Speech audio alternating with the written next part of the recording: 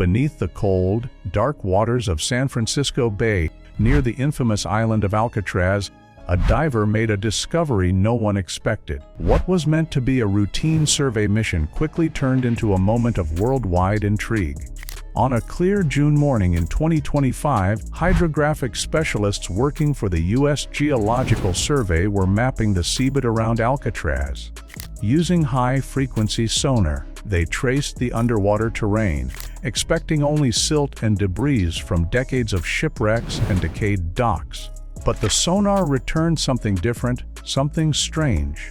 The signal revealed a dense, rectangular object buried in a shallow depression near the historic dock of Alcatraz. At first, the team thought it was just scrap metal or wreckage from an old pier.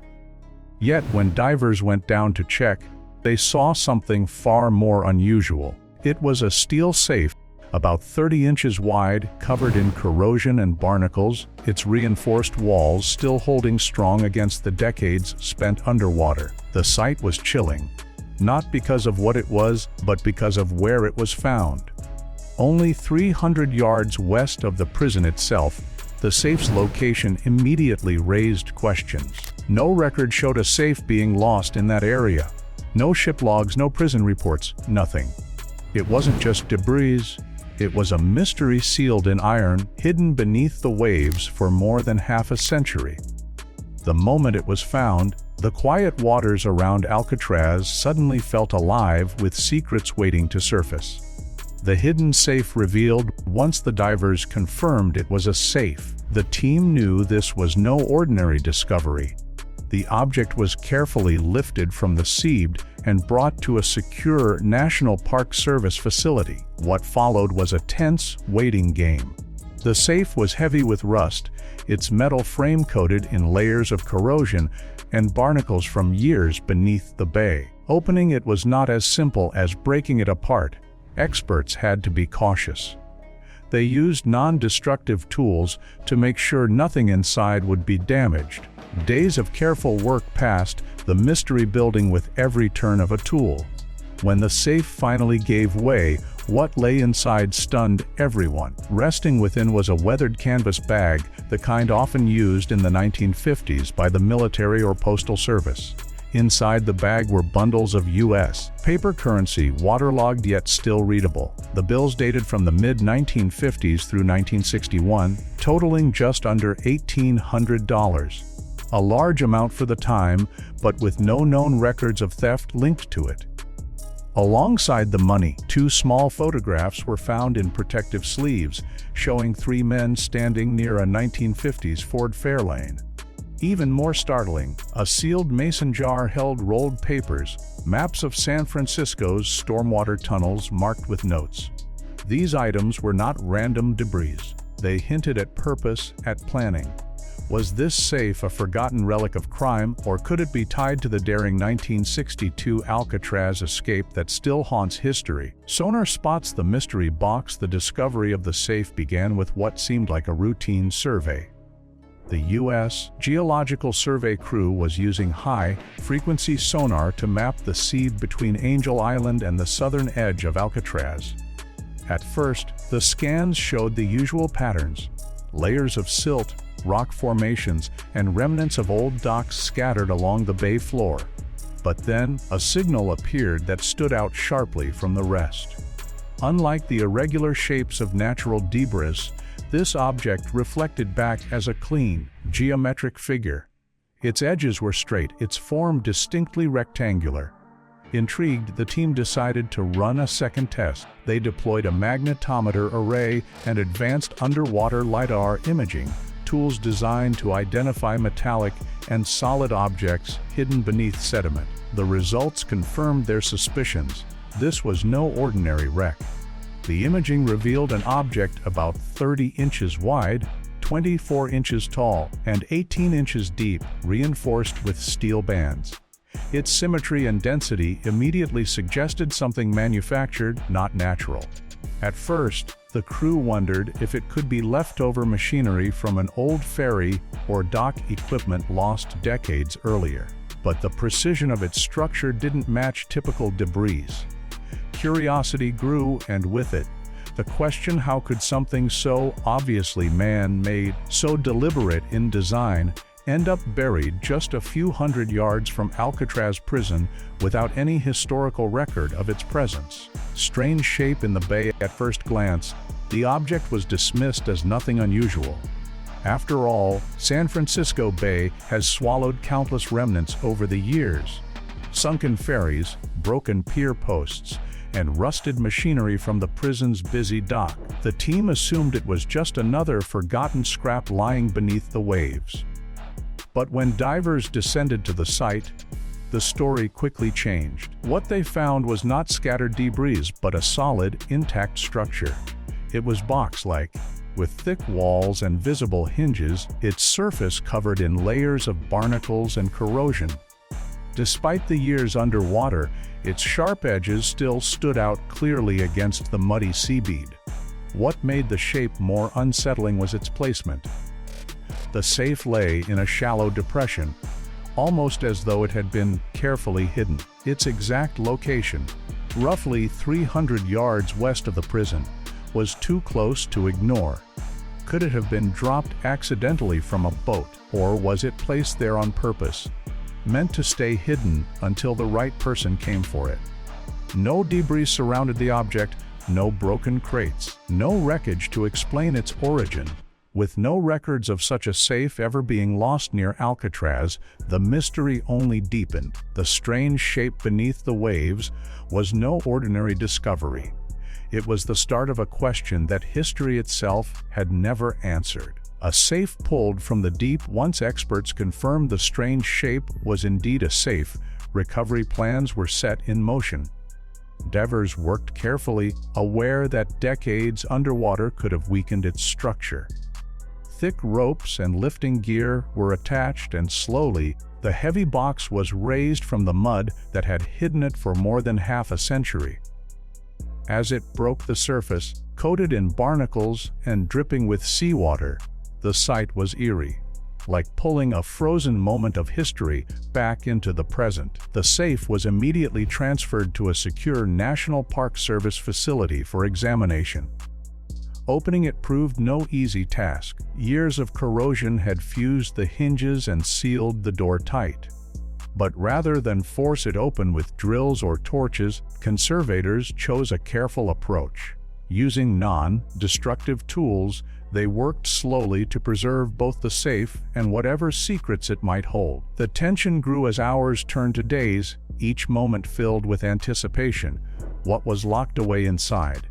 A piece of prison history, or something darker? When the safe was finally cracked open, the mystery only deepened. The contents were not random debris, but carefully preserved items. Things that hinted at planning, purpose, and perhaps even a connection to one of America's greatest unsolved escapes. What was inside the box? When the safe was finally opened, what lay inside stunned everyone. The first object was a weathered canvas bag, its fabric stiff from decades underwater. It looked like the type used in the 1950s by the military or postal service. Inside the bag were bundles of U.S. paper currency.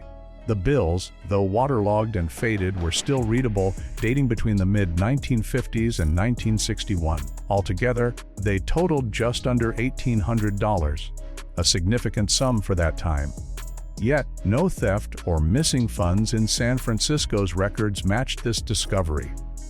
Next came two small photographs, sealed in protective sleeves. Despite water stains, the images were clear enough to see three men standing beside a 1950s Ford Fairlane. The car's license plates were missing, likely removed on purpose. Instantly, questions arose. Could these men be the infamous escapees, Frank Morris and the Anglin brothers?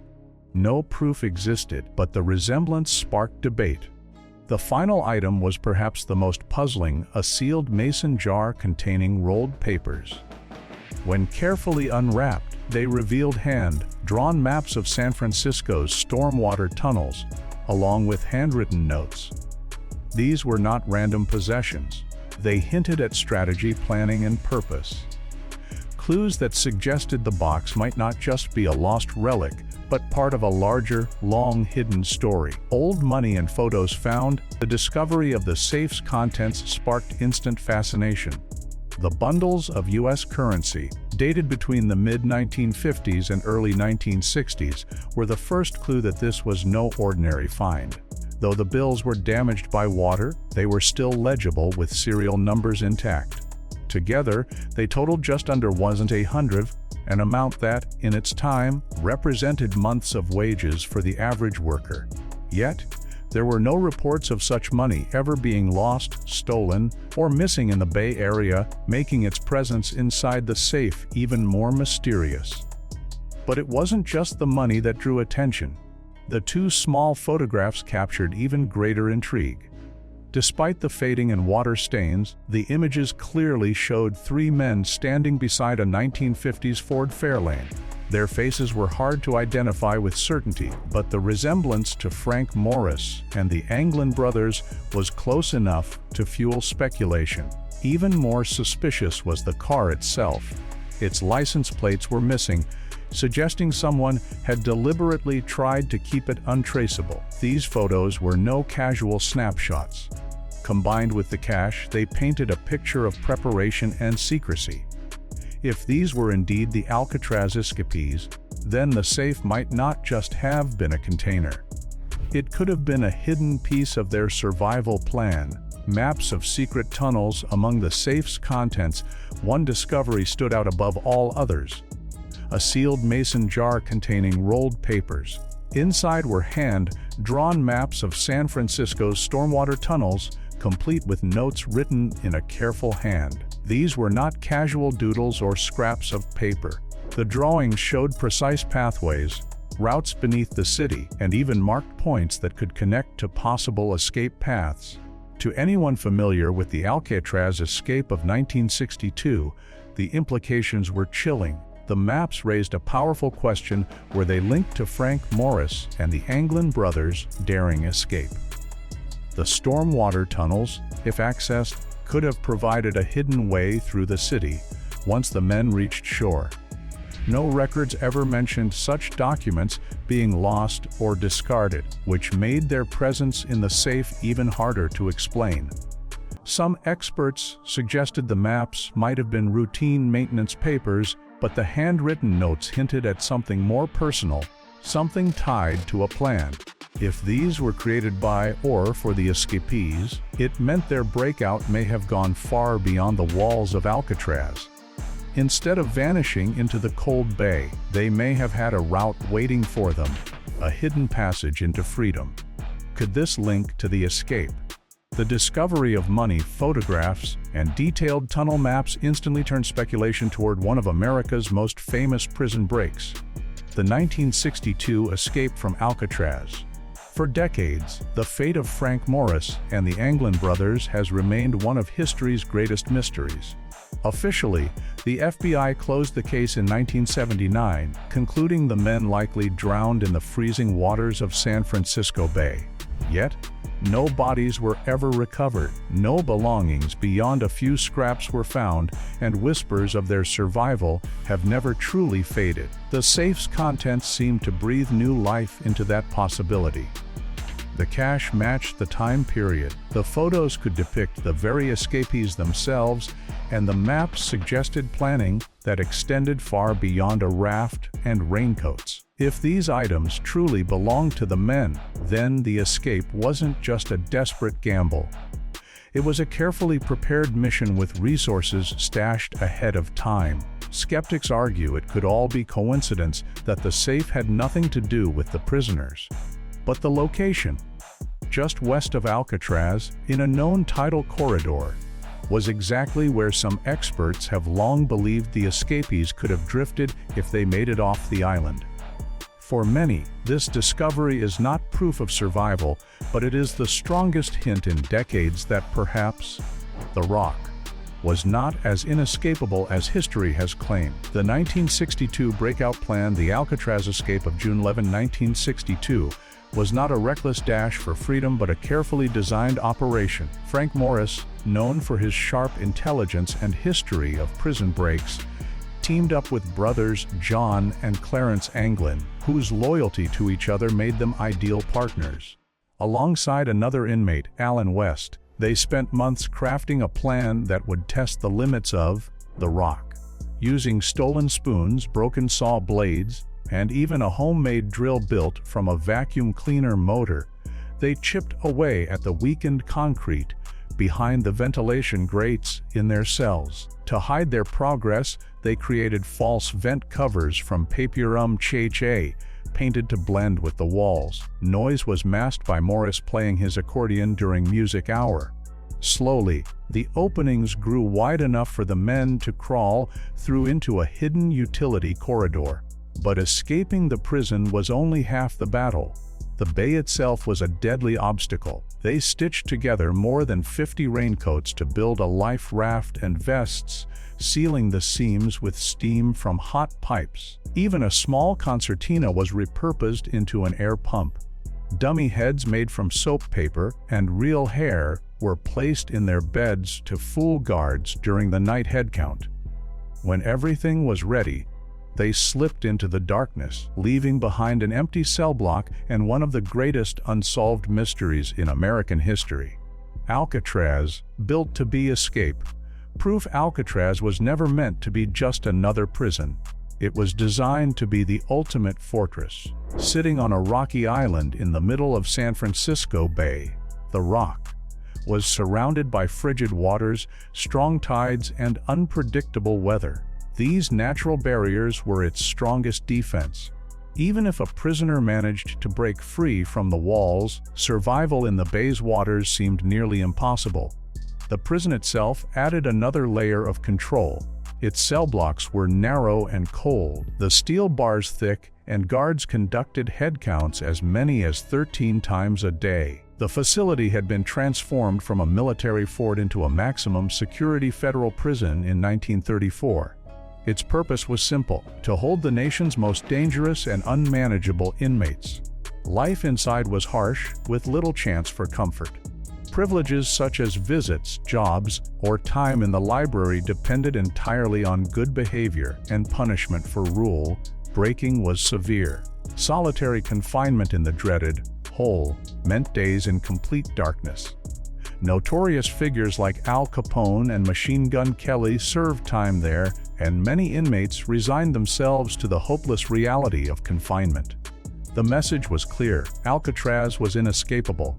Yet, as the discovery of the safe suggests, even the most secure systems can hide cracks, waiting for the determined to exploit them. Frank Morris and the Anglin brothers. Frank Morris was no ordinary inmate. Brilliant and resourceful, he had already escaped from several prisons before being sent to Alcatraz, the place designed to end escape attempts once and for all. Orphaned at a young age, Morris had grown up tough and independent, with a sharp mind that could spot weaknesses others missed. His crimes, mostly robberies, landed him behind bars repeatedly, but it was his skill at slipping through prison walls that made him infamous. Authorities believed Alcatraz would finally hold him. At Alcatraz, Morris reconnected with brothers John and Clarence Anglin. The Anglins came from a poor farming family in Florida, where they learned to rely on each other through hard times. As adults, they turned to bank robberies, often working together, and their repeated attempts to escape other prisons marked them as troublemakers. Like Morris, their determination earned them a transfer to the Rock. Placed in nearby cells, Morris and the Anglins found common ground. Quiet conversations through vents and hidden exchanges soon grew into a partnership. Their shared frustration with confinement and their natural ingenuity made them a perfect team. The bond between the three men became the foundation of the most daring escape plan Alcatraz would ever face. One that still echoes through history today. Tunnels, tools, and dummy heads. The escape plan at Alcatraz was built on patience, cleverness, and teamwork. Each night, Morris and the Anglin brothers worked in silence, slowly chipping away at the damp, weakened concrete behind the ventilation grates of their cells. Their tools were nothing more than stolen spoons, saw blades, and pieces of scrap metal, but in their hands, these simple items became weapons against the prison's walls. To avoid discovery, they disguised the holes with fake vent covers made of papier-mâché, painted carefully to match the surrounding walls. Guards walked past daily, never suspecting what lay beneath. Noise was another challenge. Any sound of drilling or scraping could have alerted officers. Morris devised a clever solution. He played his accordion during music hour. The cheerful notes masked the dull grind of concrete being chipped away, turning practice into a cover for survival. Over time, the holes grew large enough for the men to squeeze through into an unguarded utility corridor. Meanwhile, the group prepared for the night of their escape. Using soap, paper, and even real hair smuggled from the barbershop, they crafted dummy heads. Painted and styled to look lifelike, these decoys were placed on their pillows at night to trick guards during head counts. It was a masterstroke of deception, enough to buy them precious hours when they would finally slip away into the darkness. The Raincoat Raft breaking out of the prison was only half the plan. The real danger lay beyond the walls, in the icy waters of San Francisco Bay. To survive, Morris and the Anglin brothers needed more than courage. They needed a raft. Over months, they quietly stole more than 50 raincoats from prison supplies. Piece by piece, they stitched them together with glue, thread, and makeshift tools, transforming the everyday items into a 6-by-4-foot raft and several life vests. The raincoat's rubbery material made them waterproof, but sealing the seams was critical. For this, they used the prison's hot steam pipes, carefully pressing the seams shut to make them watertight. Even more impressive was their ingenuity in creating an air pump. A small concertina was repurposed into a device that could inflate the raft. With paddles crafted from plywood scraps, the group had built something sturdy enough to carry them across the deadly bay currents. The raft was their lifeline, a symbol of the months of preparation that went into the escape. Without it, swimming 2 miles in freezing waters would have been a death sentence. On the night of June 11, 1962, when they finally made their move, the Raincoat Raft represented more than survival. It represented hope, freedom, and the possibility of outsmarting the prison that claimed to be escape-proof. Into the dark waters on the night of June 11, 1962, everything came together. Frank Morris and the Anglin brothers slipped through the holes behind their cell sinks and into the hidden utility corridor. From there, they climbed a network of pipes, reached the roof, and carefully descended the side of the prison. The thick fog that blanketed San Francisco Bay worked in their favor, masking their movements from the guard towers. Carrying their handmade raft and life vests, they moved quickly to the island's northeast shore, where the water was rough, but the distance to land was shortest. Once on the shore, they inflated their Raincoat Raft with the modified concertina pump and pushed it into the freezing, black waters of the bay. The temperature hovered between 50 and 55 degrees Fahrenheit, cold enough to sap body heat within minutes. The currents were strong, the tides unpredictable, and survival depended entirely on the raft they had crafted. By morning, their cells stood empty, with only dummy heads left behind to fool the guards during the night. For hours, no one realized they were gone, giving them a crucial head start. When the escape was finally discovered, the men had vanished into the bay. No bodies were found, no confirmed sightings reported. All that remained were a few traces, a paddle, some debris, and endless questions about whether they made it to freedom or were claimed by the unforgiving waters. The prisoner left behind, Alan West, while Frank Morris and the Anglin brothers slipped into the night. One man who had been part of the plan was left behind, Alan West. For months, he worked alongside them, chipping away at his cell wall and helping prepare the raft and dummy heads. But when the moment of escape arrived, Disaster struck. His hole, carefully dug night after night, was just slightly too small. He struggled to widen it, scraping and prying desperately, but time was against him as Morris and the Anglins crawled through the corridor and climbed toward freedom.